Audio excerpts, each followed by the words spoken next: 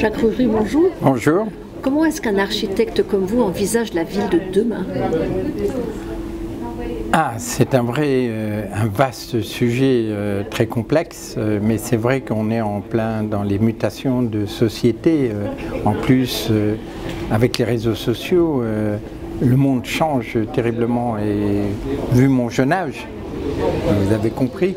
Donc j'ai un recul qui me permet de voir un peu ce changement sociétal à travers le monde. Voilà, donc la vie de demain, moi je le vois, l'architecture, les cadres de vie qui se transforment, je le vois avec optimisme. Je suis très optimiste sur le futur, mais je suis très pragmatique dans le sens où je suis très réaliste sur les grands enjeux, sur les grands défis, sur les grands risques. Mais je crois au génie humain, je crois aux jeunes, je crois beaucoup aux jeunes. Les jeunes ont une conscience, envie de bâtir ce futur, on le sent, j'ai eu la chance de parcourir le monde. Donc ils se rendent compte des problèmes écologiques, environnementaux, dont on parle tant, que ce soit sur la biodiversité, que ce soit sur les plastiques, que ce soit sur la problématique du réchauffement climatique, de la montée. Donc ces jeunes qui vont prendre le pouvoir dans 10-20 ans, politiques, industriels, financiers, qui vont être architectes, qui vont être des bâtisseurs, qui vont être plombiers, zingueurs, peu importe. Ces jeunes ont envie de vraiment retrouver, sans être babacool, sans de ma génération, on voulait retourner presque à l'homme de Cro-Magnon. Non, c'est fini. Les jeunes, grâce aux réseaux sociaux, ils savent que le génie humain a apporté de belles choses, l'éclairage, l'industrie, mais que cette industrie, notre génération, on a fait quand même beaucoup de dégâts d'une façon inconsciente, pour la plupart du temps, et d'une façon lucide pour certains. Mais ne jetons pas la pierre. Donc ce monde change. Ce monde bascule. Ces cadres de vie basculent. La façon de faire les aménagements des villes nouvelles ou des différents territoires qu'il faut aménager, il faut l'entrevoir d'une autre façon. C'est-à-dire que ce n'est pas la vision d'un architecte, ce n'est pas la vision d'un bâtisseur, ce n'est pas la vision d'un industriel, c'est cette transversalité des différentes disciplines qui doivent apporter ces réponses que la civilisation attend, respecter les cultures tout en projetant ces cultures dans le futur et non pas en faisant des micro-cirques, vous voyez ce que je veux dire, de faire des tribus qui restent uniquement entre elles. Non, c'est fini, les jeunes ont envie de s'ouvrir sur le monde, ils veulent respecter leur propre culture, mais du coup de s'ouvrir, d'aller voir avec Erasmus, qui représente d'autres cultures à travers la planète, de voyager. Les jeunes voyagent terriblement. À mon époque, on voyageait beaucoup moins. Moi, j'avais cette chance de voyager. Mais beaucoup de mes amis qui étaient universitaires avec moi, à l'Institut océanographique ou dans l'école d'architecture, ne voyageaient quasiment pas. Donc, c'est cette liberté qui donne une vision planétaire de ce que sera le monde de demain. Et alors, il va ressembler à quoi, ce monde? Ce monde, il va ressembler à quoi? Là aussi c'est très engagé. Ce monde va ressembler. D'abord, il y aura un plus grand respect vis-à-vis de la nature. La nature, c'est quand même ce qui accompagne l'homme dans son existence à travers les siècles et les siècles. C'est ce qui nourrit l'homme, c'est ce qui fait rêver l'homme, c'est ce qui fait la beauté de ce que l'imaginaire des hommes.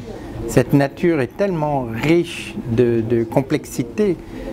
Le génie de la nature, c'est Léonard de Vinci, il y a 500 ans, qu'il a vraiment compris quand il disait à ses étudiants, d'ailleurs à l'époque, il disait à ses élèves, allez prendre vos leçons dans la nature, c'est là qu'est votre futur. Il y a 500 ans, Léonard de Vinci disait ça et disait, la technologie de demain va sortir du génie de la nature. Comment un crabe se déplace. Donc on a attendu 500 ans. Grâce à l'informatique, à l'ordinateur, et bien maintenant on fait des robots qui déplacent comme les crabes. On fait, quand il a observé par exemple la libellule, comment la libellule est en géostationnaire, comment un animal peut être comme ça en géostationnaire, c'est-à-dire rester immobile dans l'air.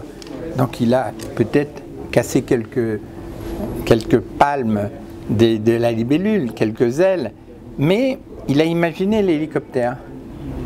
il n'a pas pu le faire tout de suite, la technologie n'était pas au point. L'hélicoptère, c'est justement découle de cette libellule, vous voyez. Donc la nature va apporter dans les générations qui viennent un tel imaginaire pour les startups et pour les cadres de vie, sur les nouveaux matériaux, sur les nouveaux médicaments, vous voyez, sur une façon de concevoir les villes, la ville à la campagne à la ville, vous voyez, on est complètement dans une révolution de mutation et à tous les niveaux, que ce soit en médecine, que ce soit dans la technologie, il y a une mutation qui est en train de se faire. Mais quand on observe la nature abîmée, qu'est-ce qu'on se dit? Non, mais ça c'est dramatique, j'en conviens. Mais ne faisons pas du... Autour de mais tout vous ça, avez raison, vous avez profondément raison. L'homme, un grand défaut, c'est un guerrier. Mais c'est l'homme de Cro-Magnon, il fallait bien. C'est un guerrier, on est encore un peu trop à l'homme de Cro-Magnon. Voilà. Donc l'homme est en train de s'ouvrir sur des nouveaux horizons de pensée, de comportement, et les jeunes sont moins guerriers qu'il y a à peine un siècle. Vous voyez, ils sont beaucoup moins. Il y a encore des guerres, j'en conviens. Mais j'espère que je ne me trompe pas. Demain, on n'a plus besoin de ces guerres. J'espère, où les guerres seront économiques. Je pense que les Chinois l'ont mieux compris que quiconque. Que la guerre, c'est pas guerroyer, c'est une guerre économique. Donc, il nous montre un peu les directions vers quoi il faudrait tendre. Il faudrait qu'on se réveille un peu en Europe. Voilà, donc votre question, elle est essentielle. C'est-à-dire que oui, le monde industriel, en un siècle, d'une insouciance au départ de ce monde industriel, de ce génie humain, d'imaginer des engins extraordinaires, la machine à vapeur, bon, mais qui faisait avec le charbon, donc il polluait terriblement, mais il ne pensait pas qu'il polluait. La conscience écologique est relativement récente, vous voyez. Donc cette conscience écologique, donc c'est parce que vous avez ce monde industriel qui a tellement détruit d'une certaine façon, mais qui a tellement apporté à l'homme des solutions sur les médicaments, sur le bien-être, sur le fait de la mobilité à travers les voitures et tout. Mais cette conscience, je pense que les jeunes l'ont intrinsèquement. Ils ont cette conscience. Voilà. Et donc, ils veulent agir, mais pas en revenant en arrière. Alors que votre génération avait un doute, et le doute était profond, bien ancré. Est-ce qu'il faut revenir en arrière? Est-ce qu'il faut stopper la technologie? Vous voyez stopper la technologie? Vous demandez à tout le monde d'arrêter ça? C'est impossible. C'est impossible. Et pourquoi l'arrêter? Mais il faut que ce soit au service, non seulement des hommes, mais de la connaissance de l'environnement et de recréer un lien beaucoup plus fort entre l'environnement et l'homme. Mais c'est ça qui va faire le lien. C'est grâce à cette connaissance que nous offrent ces ordinateurs, on sait comment le biotope, comment les animaux, dans leur cadre à eux de vie, eh ben, ils vivent. Vous voyez ce que je veux dire? Toute cette connaissance planétaire de cette biologie, de cette connaissance du vivant, eh ben, et du végétal, c'est grâce à ces instruments qu'on a encore une plus grande connaissance. Vous voyez? Et donc, forcément, c'est ma vision, mais ce n'est pas ma vision unique, c'est la vision de plein d'êtres comme moi, à travers le monde, qui disent que ces jeunes vont créer les outils de demain pour arrêter les pollutions, arrêter le CO2, arrêter la problématique trop rapide de la montée du niveau des océans. De toute façon, le climat, ça a toujours changé à travers les millénaires, mais c'était les millénaires. Donc la nature comme l'homme s'adaptait à ce changement climatique, parce qu'il fallait 1000 ans, 2000 ans. Là, c'est un siècle, même pas, c'est 50 ans. Donc il faut rééquilibrer tout ça. Et j'ai bon espoir que les jeunes, ils auront la passion, parce qu'il faut de l'audace, de la passion pour imaginer justement comment résoudre ces problèmes. Et poser un regard optimiste sur la situation. Il faut poser un regard optimiste et dire, eh ben, ça va faire les métiers de demain. Comment résoudre ces problèmes? Eh ben, ça va créer des métiers à tous les niveaux, cette transversalité planétaire dont je vous parlais, cette résonance planétaire, pour faire de belles choses, retrouver un équilibre, retrouver une harmonie entre l'homme et la nature. Et si on retrouve cette harmonie entre l'homme et la nature, on va retrouver peut-être une harmonie entre les hommes à travers la planète et arrêter les guerres. Il faut d'abord retrouver cette harmonie entre l'homme et la nature pour qu'il y ait un rapport homme-homme différent pour l'avenir. Alors comment on s'y prend pour changer ce monde? Alors comment changer ce monde par rapport à tout ce qu'on vient de dire? Parce que ça peut paraître utopique, pas du tout. On est là, vraiment, on est là au moment où le monde bascule. Et justement, lors du congrès à Dubaï, du FCI, donc international, nous avons parlé, puisque le thème du FCI, c'était la ville joyeuse, c'est-à-dire la ville du futur. Comment tous les gens qui étaient, tous les membres au niveau international étaient à ce congrès, imaginer cette ville du futur, cette ville joyeuse, comment vivre demain dans ces grandes villes.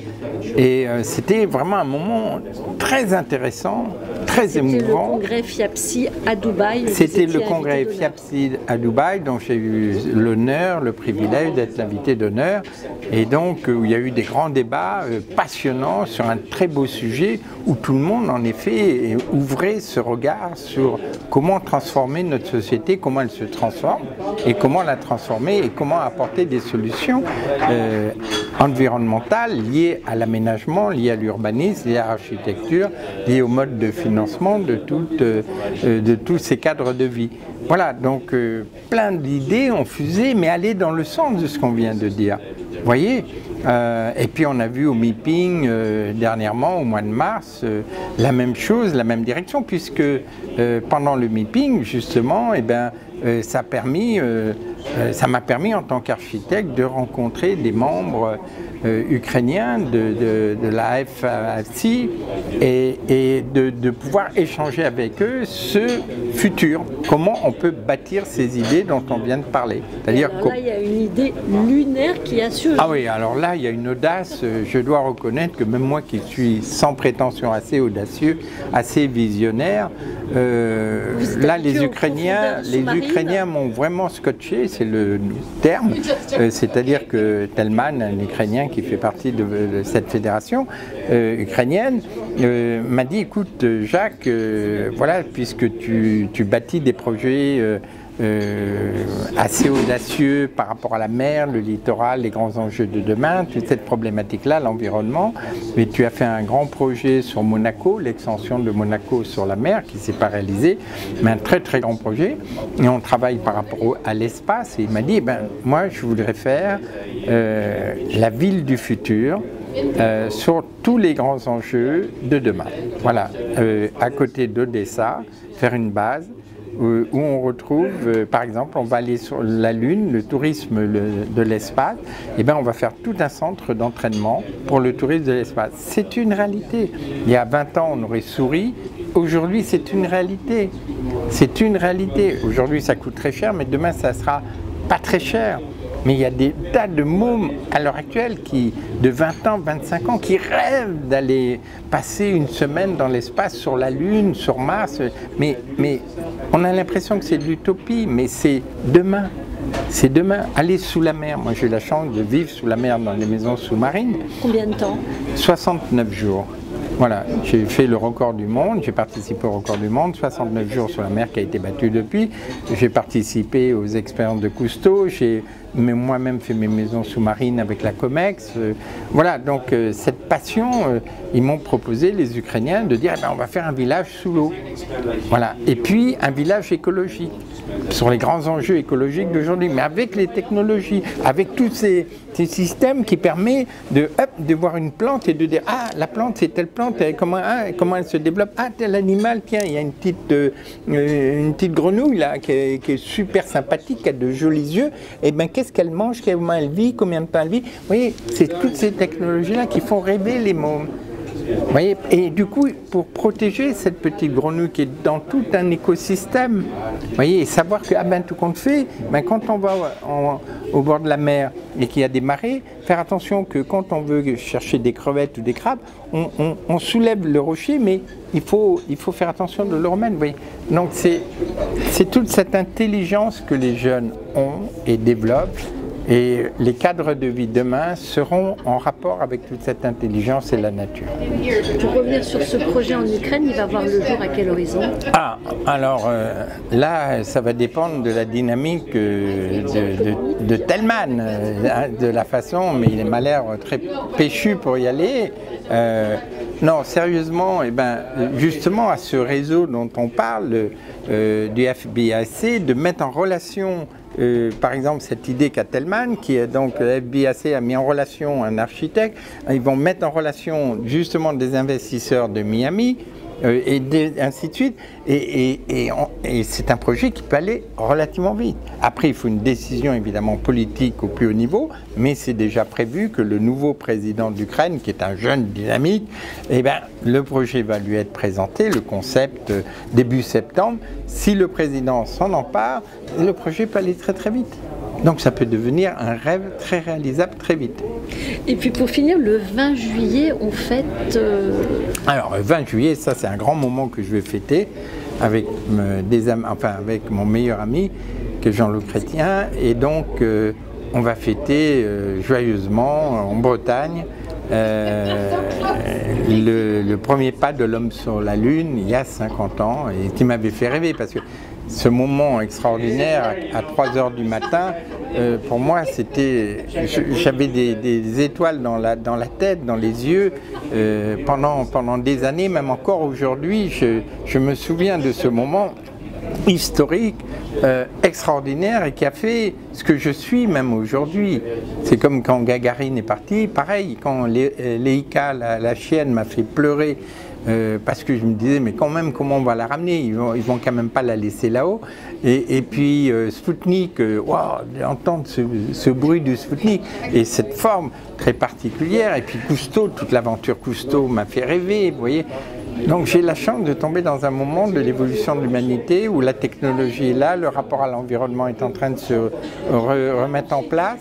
Je crois qu'on vit des moments passionnants. Passionnants pour les jeunes, il va y avoir plein de start-up, il y a plein d'idées à développer dans les start-up du futur à travers tout ce qu'on vient de dire.